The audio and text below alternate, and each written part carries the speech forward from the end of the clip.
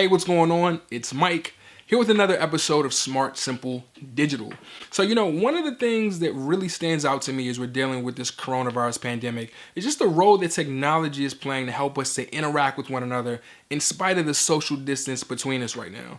Things like online conferencing tools have been really crucial at giving people an alternative way to interact for school, for work, for group meetings, and really just to stay in touch with friends and family who we may not be able to get out and see in person right now.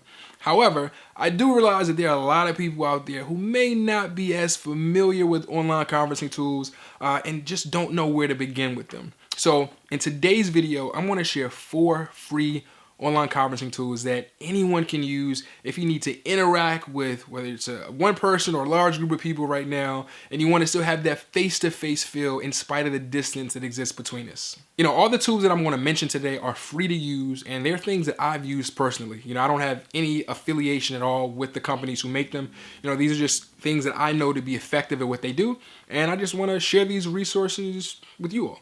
This isn't a comprehensive list. There are a bunch of online conferencing tools out there, but these are just a few to help to get you started. Also, all of these tools are centered around the same basic idea. They'll give you the ability to set up a virtual meeting space, invite guests to join that meeting, which your guests can join from their computer or mobile device, and then you can interact with the guests in your meeting either through webcam so everyone can see each other face to face, or in some cases, some of these tools will also allow you to provide your guests with a call-in number. So people who may not have a webcam can actually dial in and be a part of the discussion through a conference line. So with that said, let's get started. So tool number 1 is WebEX. Now WebEX is a good option if you need to host a video conference or a conference call with a large group. Now right now with their free plan, you can host meetings that can accommodate up to 100 guests. Now by default, your meetings are set up as video conferences, and that way all the participants can see each other face to face via webcam. You also have the option for a conference call line. So if there are participants who are going to be taking part who don't have a webcam or don't have access to a computer, they can also call in through a telephone number and take part in the discussion. Also, within your virtual meetings, you can share your screen. So if that's something that's good if you need to present slides or do a demonstration of some kind for your guest. You can also have a chat box open as the meeting is going on, and that way participants can submit questions or just share meeting notes as well during the meeting. To get started with WebEx, you just simply need to create a free account, and the good thing is that your meeting guests don't need to have accounts. When you share the meeting invitation with them, they'll have instructions on there to be able to simply join the meeting from their computer or from their mobile device. So tool number 2 is Zoom. So Zoom is another good option if you need to host a video conference or a conference call for a large group.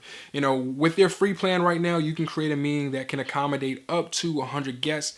However, those meetings are capped at 40 minutes. So any meeting that is over 3 participants under their free plan is going to be capped at 40 minutes. You can only host it for that long. Aside from that, it still has a lot of great features.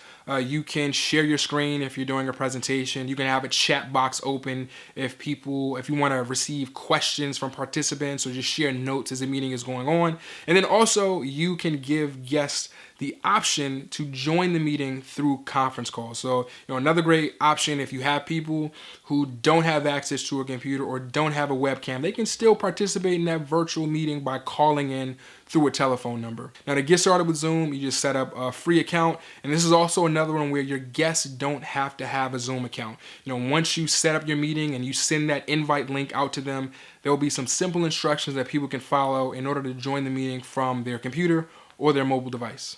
Tool number 3 is Skype.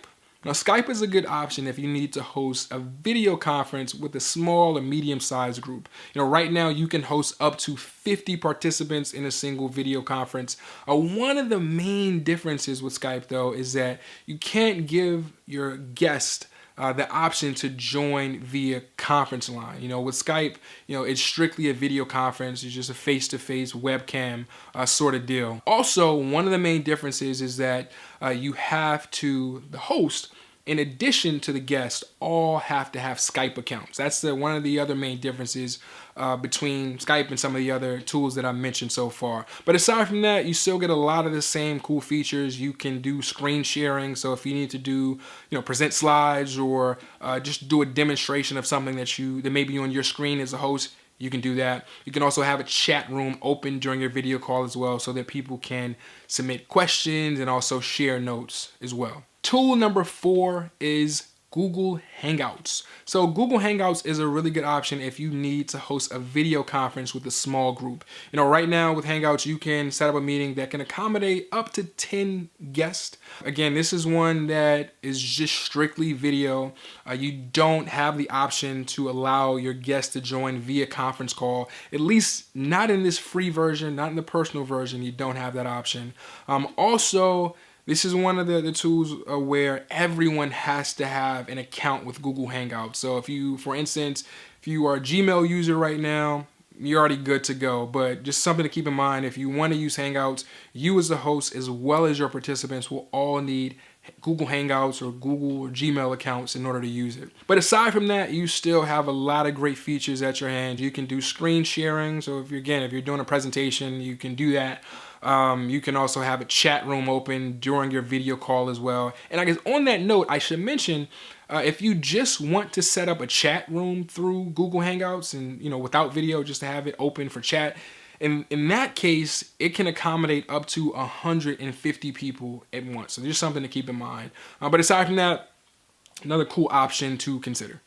So that's it. I hope that you found this information to be helpful. If you did, go ahead and like this video, share it. And as always, if you have any questions, leave them down below in the comments. And also, I challenge you to give these online conferencing tools a look if you need to host a group meeting, a one-on-one discussion, or if you just want to interact with friends and family who you can't actually get out and see right now because of all the social distancing measures that are in place. And I think they're really good alternatives just to know about as we get through this all and also just going forward. So with that said, thank you for watching and I'll see you next time. Take care.